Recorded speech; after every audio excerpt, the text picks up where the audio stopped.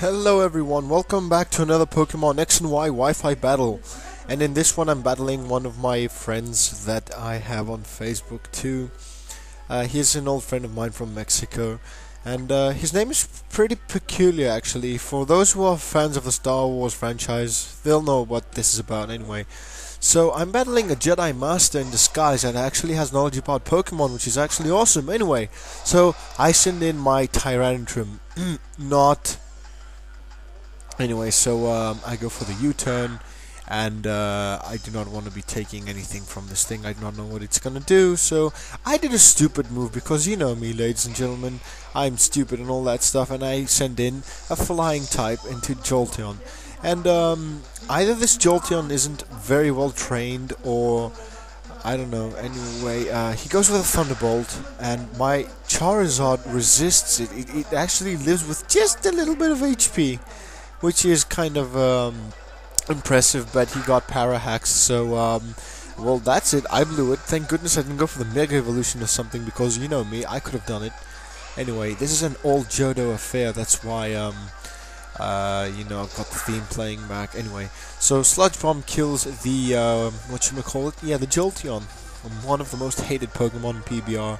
Anyway, so he sends in this thing, and if I know my opponent well, if I know anything about Pokemon battling, is that you can never be too sure about something, and he went for the Sucker Punch, which was a lucky prediction, a lucky guess.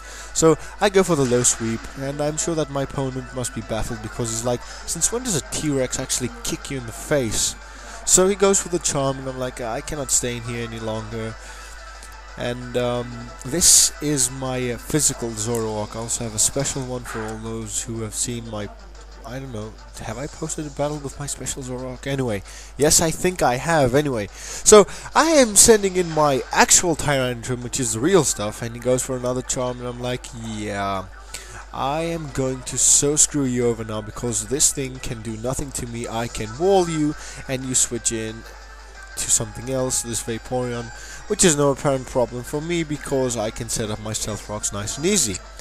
Now, with the Stealth Rocks up in the air, floating on my opponent, I thought he was going to go for an Ice move, because come on, it's a Vaporeon, they can learn Ice Beams and Blizzards and stuff, but he did not decide to go for that, so I decided to kick it out of the way with a Dragon Tail, since when do people kick with tails anyway? So, he's Secreto, because he's also part Mexican. His secret is actually a Furfu, which is a dog, and I don't know if dogs can keep secrets. Well, maybe his dog keeps secrets, I don't know.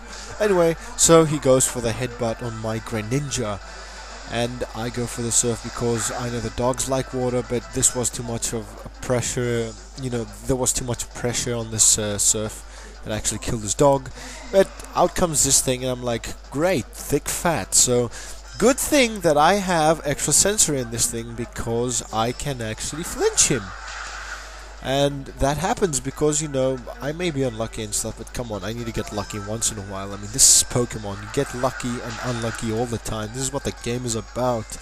And that Venusaur goes down. Thank goodness he didn't go for the Mega Evolution, because that would have been a problem. Or, I don't know, anyway. So, out comes this Vaporeon, and Greninja goes for the extra sensory just to, you know, to hack stuff and kill stuff, and anyway, he goes for the Shadow Ball, which is like, what? I mean, it's a dog type, why would you... Anyway, so I don't know if you guys have noticed, a quick fact about the Kalos starters is that their secondary typings also cover their weaknesses and their strength against the primary typings, just like, you know, just like the starters we learned, you know, water beats fire, fire beats grass, and grass beats water. And the same thing goes for dark beats psychic, psychic beats fighting, and fighting beats dark. Oh, okay, I know, I've blown your mind. Please try and focus and relax on the battle. I didn't mean to be so educational today. And while I was babbling about stupid typing, this thing Mega Evolved into Mega Kangaskhan is gonna slap me in his baby. It just came out of its pouch, and I'm like...